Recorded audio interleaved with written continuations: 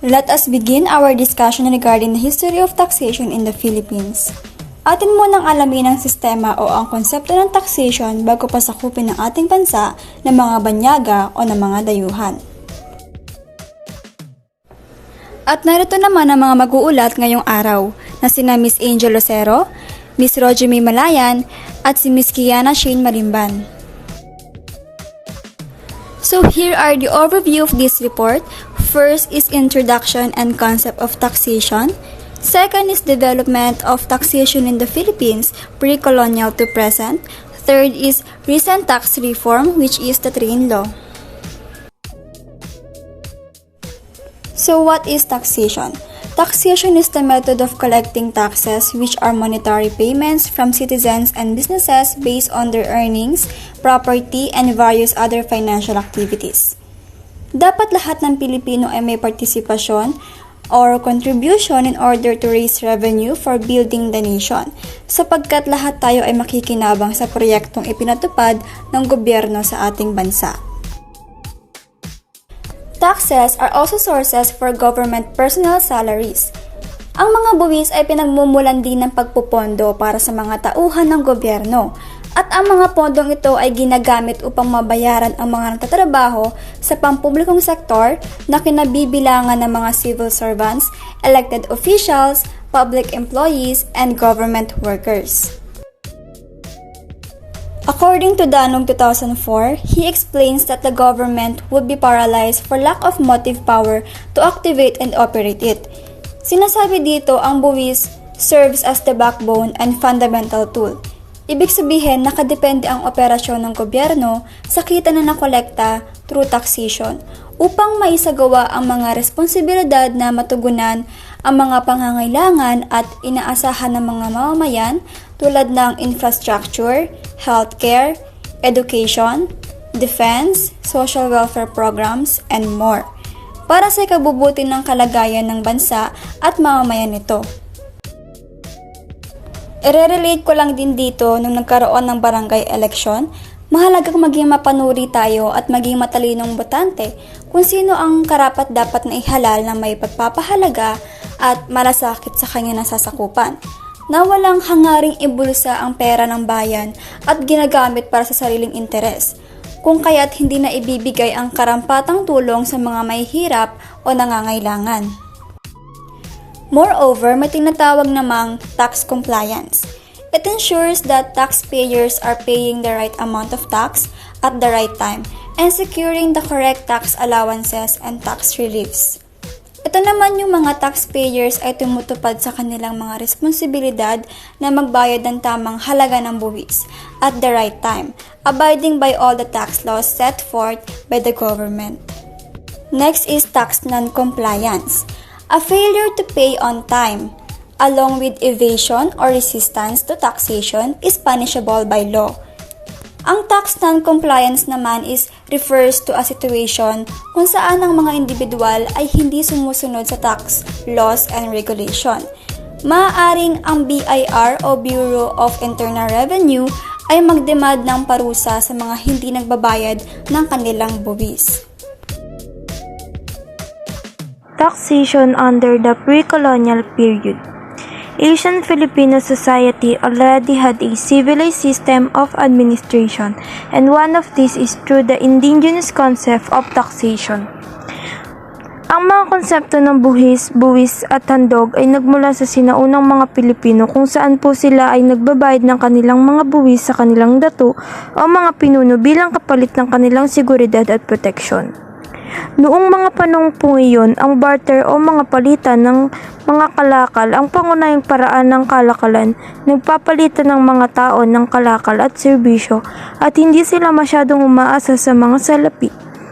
Ang karaniwang ibinabayad ang mga buwis sa anyo ng mga kalakal tulad ng bigas, alagang hayop o iba pang mga produkto ng agrikultura na ibinibigay sa mga lokal na pinuno.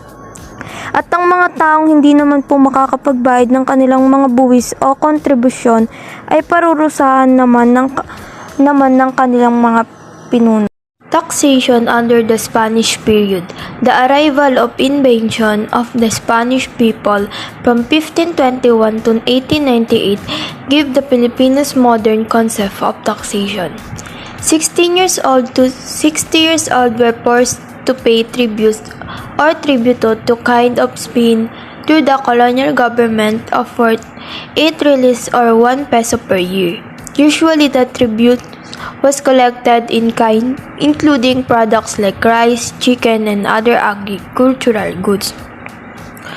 Ang pagdating po pagsakop ng mga Espanyol mula 1521 hanggang 1898 ay nagdulot sa mga Pilipino ng modernong mga konsepto ng buwis. Ang mga taong may edad naman po na 16 hanggang 60 taong gulang ay sapilitang pinapatawanan ng mga tributo o tributo sa hari ng Espanya sa pamamagitan ng pamahalaang kolonyal na magkakahalaga ng 8 reales o piso kada taon. Karaniwang kinakolekta ang tributo sa anyo ng mga kalakal tulad ng bigas, manok at iba pang mga produkto ng agrikultura. The other forms of taxation during this period is Poloway Servicio. The Poloway Servicio system required Filipino males to render labor or service to the Spanish government for a specific number of days each year. This labor could be used for public works, military service, or other tasks as determined by the colonial authorities. The system became lighter during half of the 19th century. Before 1884, the polo obligation was 40 days a year, but later on reduced to 15 days in that year. Noong panahon po ng Espanyol, isa sa mga iba't ibang uri ng buwis na ipinatupad ay ang Poloway Servicio. Ang Poloway Servicio po ay nagpapahintulot sa mga lalaking Pilipino na maglingkod o magtrabaho sa pamahalaang Espanyol ng isang tiyak na bilang ng mga bawat araw at bawat taon. Noong 1884 naman po, ang tributo ay binura at pinalitan ng sedula, isang sertipiko na nagpapatunay sa pagbabayad ng buwis na dapat dalhin palagi ng nagbabayad ng buwis. Kung hindi magpapakita ang isang tao ng kanilang sedula sa isang Guardia Civil, sila ay ikukulong dahil sa pagiging undokumentado na nangangahulugang wala silang wastong dokumento o legal na personal na pagkakilanlan na kinakailangan upang patunayan kung sila ba talaga iyon. Dito naman po sa taxation under the American period. Noong panahon ng mga Amerikano mula 1898 hanggang 1903, sinusunod ng mga Amerikano ang sistema ng pagbubuwis ng mga Kastila. Kabilang narito ang urbana na isang buwis sa unang halaga ng upa ng mga urbanong ari-arian na itinatawag na lupaing buwis na nagpapataw ng buwis sa parehong mga urbanong at rural na ari-arian. Sa kolonyal ng administrasyong Amerikano po ay nagdulot ng mas formal at sistematikong sistema ng pagbubuwis sa Pilipinas na kilala bilang Bureau of Internal Revenue noong 1904. Ito rin po ay nagsimula ng mas maayos at napagpalapit sa pagbubuwis. Noong simula ng panahon ng Amerikano, kasama sa sistemang ng pagbubuwis ang iba't ibang uri ng buwis. Kabilang narito ang buwis sa kita, buwis sa mga produkto, buwis sa ari-arian at mga buwis sa negosyo. When the Philippines gained full independence in 1946, it had its own taxation system in place. The Tax Code of the Philippines was enacted in 1939 and it served as the foundation for the country's modern tax system. Noong 1946 po, nang makamit ng Pilipinas ang ganap na kasarinlan, mayroon na silang sariling sistema ng pagbubuwis. Yung tax code ng Pilipinas ay ipinasa noong 1939 at nagsisibing batayan ng modernong sistema ng pagbubuwis naman po ng bansa. Ang tax code ng Pilipinas ay naglalaman ng mga patakaran at alintuntunin na nagtatakda ng mga uri ng buwis. mga kondisyon ng pagbabayad at iba pang mga aspeto ng pagbubuwis sa bansa. Ito rin po ay naging pundasyon para sa sistema ng pagbubuwis ng Pilipinas. It was followed by 1987 Philippine Constitution.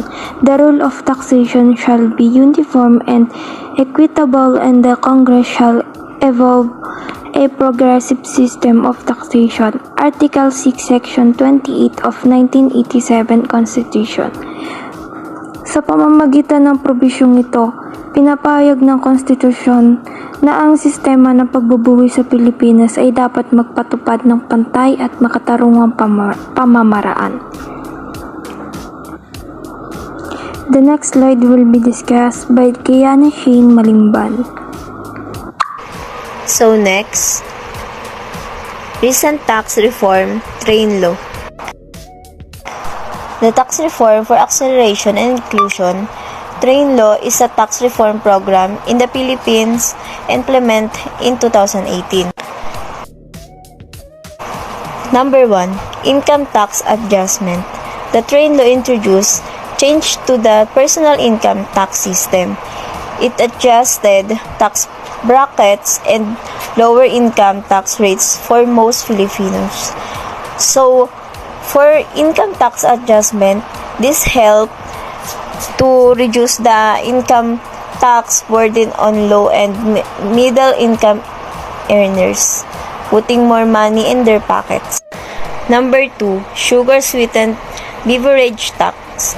The law imposed excise taxes on sugar-sweetened beverages to discourage their consumption and promote healthier choices. This aims to address health concerns related to excessive sugar intake and increase government revenue. Number 3. Tobacco and alcohol excise tax. Train increase excise tax on tobacco and alcohol products to reduce their consumption and generate more revenue.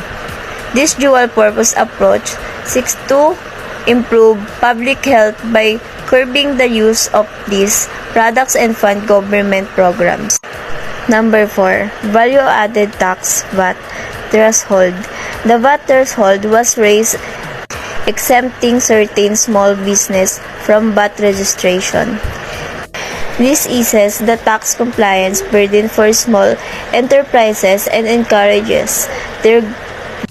Number 5. Fuel excise tax. Fuel excise taxes were raised to generate more revenue for infrastructure and other government projects.